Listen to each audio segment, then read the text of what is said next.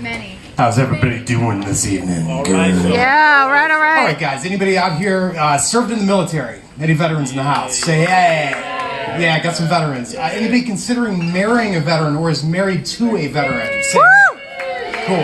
What I'm gonna do tonight is give you guys some relationship advice. Some relationship advice that will help you for the rest of your life. And so here goes. It's some advice I heard on an online forum. Deals with military members. And they were asking military members questions. Here it goes. Have you considered not marrying your fiancé? I can count on one finger the number of guys that were United States Air Force intelligence officers that I wouldn't line up outside the gas chambers if the Fourth Reich became a thing. A few years from now, when you can't even stand to look at him without feeling a sense of extreme hatred and disappointment simultaneous to realizing at 28 years old you spend 50% of your day thinking about becoming a divorcee, remember this advice. Run the fuck away now. Seriously, there is a 100% chance your fiancé is a tool and a fucking nitwit. There is a 100% chance he will be peer pressured into becoming a distilled version of fighter pilot gay broness. Not by dudes that fly fighter jets, but other spurred down intel retard officers. He's gonna start saying things like check, Raj, Vector, Burner, and other associated lame as fuck things, while also sometimes randomly wearing a flight suit to work on Fridays. Despite his only flight time being the family flight he shit his pants on or puked his guts up during. Also, he's gonna cheat on you. Boy, he's gonna cheat on you.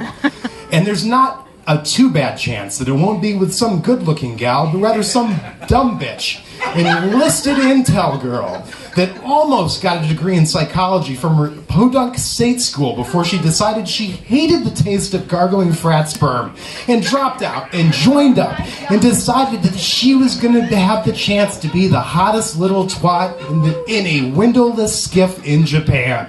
But don't worry about that. Breaking her heart, he's never going to tell you anything about it.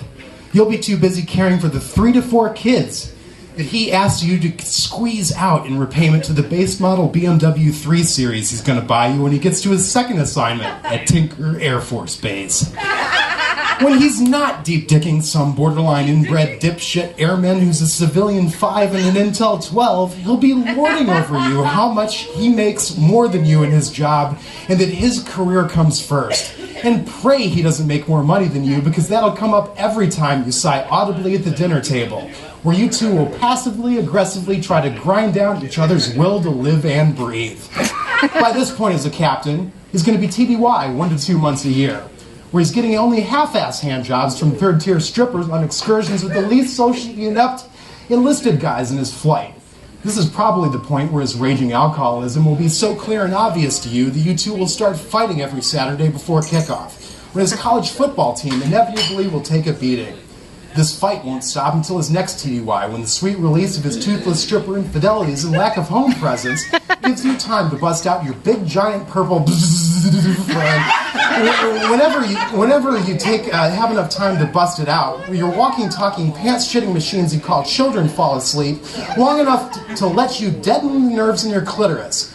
Soon after that, he'll take his third assignment, the one right before he pins on major, and suddenly he'll be pressuring you into becoming a fundamentalist Christian. And he'll delete all of his whores off his Facebook account and spend his home time posting image macros about Second Amendment rights and how Jesus spoke English in the Bible, so these fucking Mexicans should too. At this point, you two will be consigned to biannual fucking, and the only one you drank enough cheap box wine to be able to stand the idea of him pounding away on you missionary style, but still refusing to look you in the eyes. This will also be the point at which your oldest child's ADHD and pyromania are diagnosed, and one of your parents is going to die. There's around an 85% chance one of you is going to be eating Zoloft and Klonopin out of fucking Pez dispensers, and waking up angry that the sweet release of death hasn't taken one of you out of this loveless, fucked up marriage.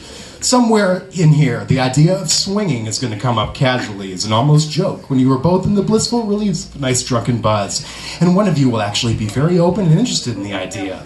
The other is going to wind up being an unhappy accomplice wondering why your partner wants to fuck almost chubby guys with spray-on tans, or watch the sacred hole through which your children came into this world be filled with all manner of different ethnicities of cock.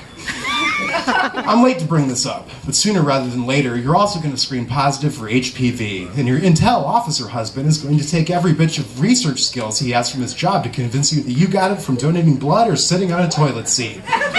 Spoiler alert, you didn't get it from the Red Cross or a trip to the shitter. As it stands now, though, you can walk the fuck away and enjoy a life that I'm pretty sure would be better than the above. You'll never have to see the inside of an officer's wife's meeting, which is a Lovecraftian hell that makes my description of your future seem like Charlie's trip to the chocolate factory. Thanks, that's all I got.